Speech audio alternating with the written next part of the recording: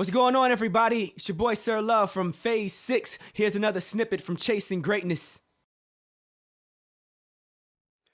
What's going on, everybody? Welcome back to Phase 6, your source for music, business, motivation, and support. It's your guy, Sirr Love. We're getting ready to get into another episode of Phase 6, Chasing Greatness. Again, Chasing Greatness. If you want to get on the podcast, all you have to do is send a text message to 404-442-4792. Again, 404-442-4792. Again, this is Sirr Love. This is Phase 6. This is Chasing Greatness. And on the show, for all those that are new to the show, what do? We reach out to random individuals that are supporting the channel, individuals that have sent text messages to that number that you just heard, and I am answering their questions and concerns live by reaching out to them direct and saying, hey, I saw your question, let's talk about it, right? I saw your question, let's talk about it. So typically when I respond to these questions, it's going to be between the hours of typically anywhere between 8 p.m. and 12 to 1 p.m. Eastern Standard Time. I try to end by 12 p.m. Eastern Standard Time. They're normally on a weekday. It could be on a Sunday. Just kind of depends on how things go. So just in the evenings, keep your eyes open. I try not to do it on Fridays because I know those are real work days for us in the game. But listen, here we go.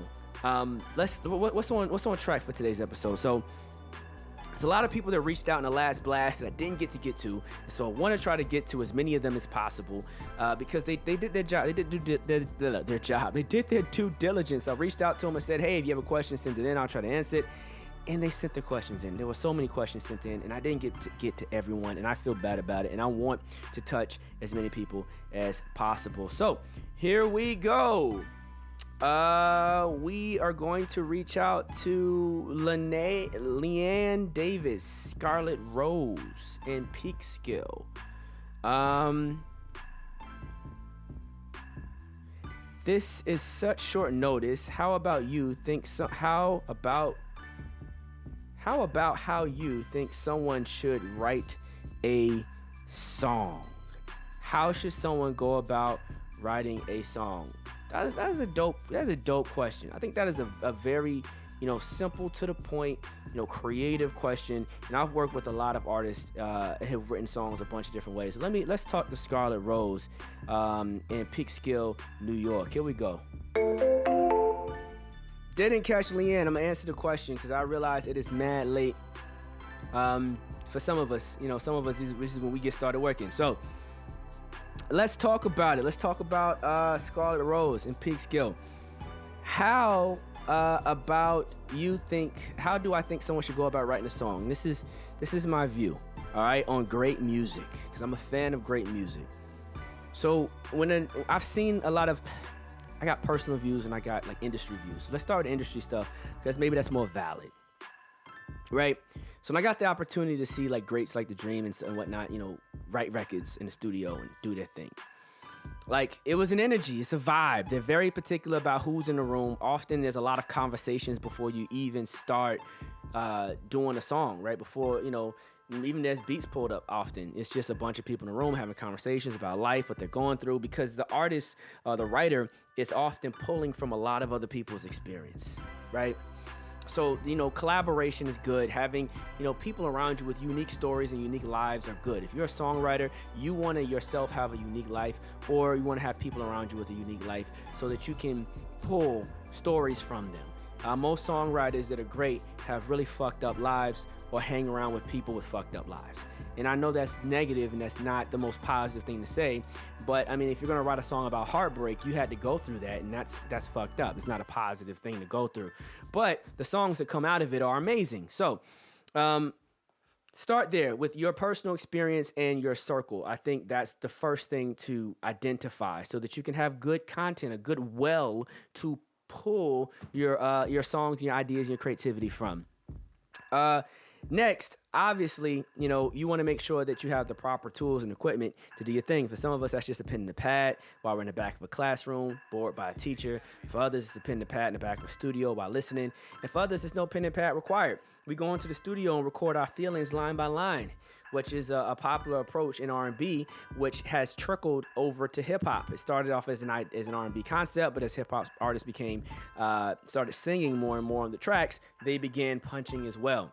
Punching is the practice of basically sing a couple lines, stopping, getting your thoughts together, sing a couple other lines, stopping, getting your thoughts together. The benefit of this strategy or this technique, is that your thoughts are free flowing, they're natural, and they don't take as much thought, and they feel more real and more tangible. And you'll say things that you didn't necessarily think that you would have said in a well thought out manner when you have your pad and pen. However, you also have the downside, which is you can lose your song structure very easily. You can lose your track of your melody. You can lose track of the bars, the count, when to wrap up your message. You can lose track of the storyline and what you're trying to get to. The song itself could come out fragmented and not really well put together.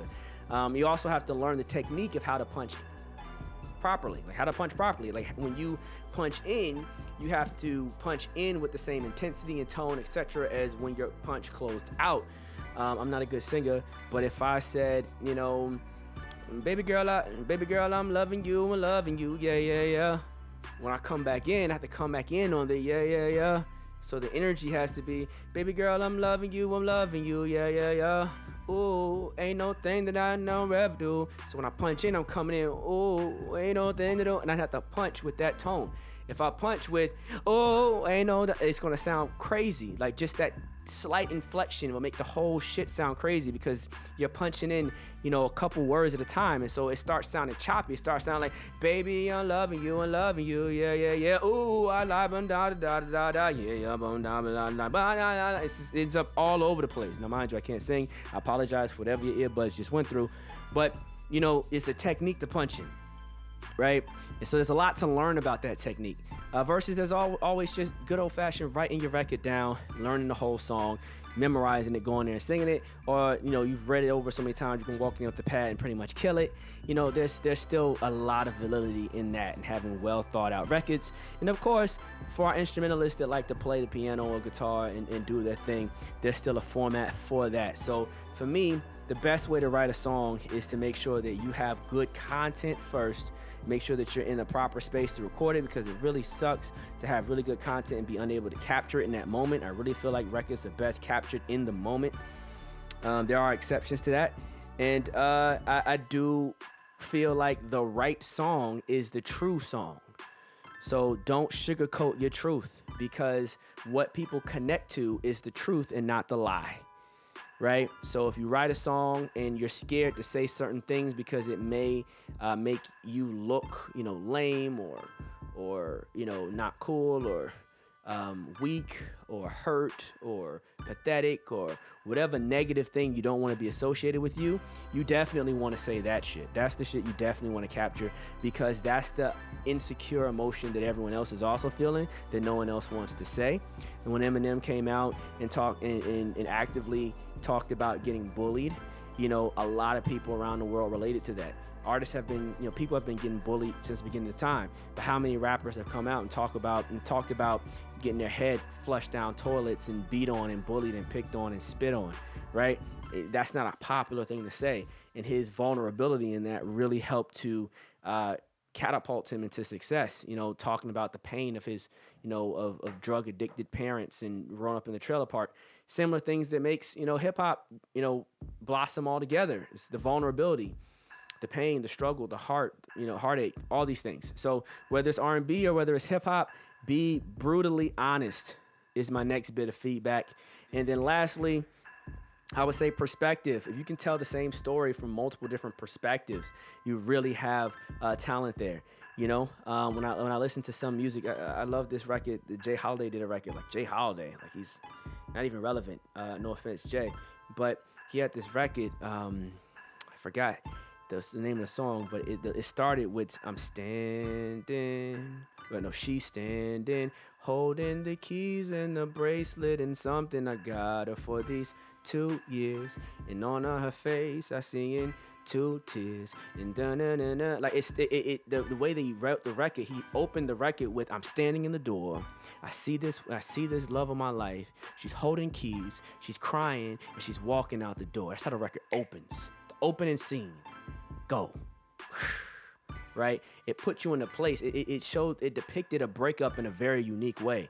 It wasn't just, she don't want to be with me no more. I lost, I loved, I shouldn't have cheated, I'm so bad. You know, none of that. He just opened the door. She's standing, holding the keys and the bracelet that I got, and I know she's gone for good this time. You know, we've been together 2 years, and on her face, I see these 2 tears. She walked out the door, and I knew, you know, like it was just deep. It was a great, he wrote the record. The record was positioned in a unique way. So the way that you frame records can really change the way that they're perceived, and the way that an audience may respond to the content. So there's a lot. I mean, I can really talk about this forever, but I don't want to do that. There's a lot of people I want to talk to and call. You guys then join this particular podcast to hear me break down the psychology behind writing songs, which probably would be a dope episode, me sitting down with some songwriters talking about the psychology of writing a record. But I love music, and I love R&B, and I know I can't sing.